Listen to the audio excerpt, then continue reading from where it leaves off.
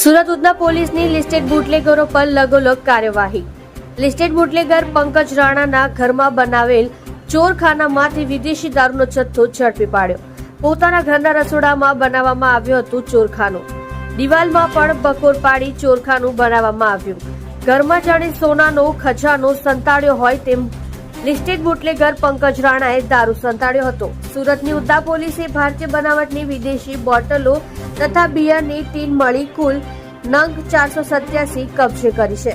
અલગ અલગ ખાનામાંથી કુલ ₹66,000નો દારૂનો ઝડપી પાડ્યો છે। પોલીસે પંકજ રાણાની કરી ધરપકડ।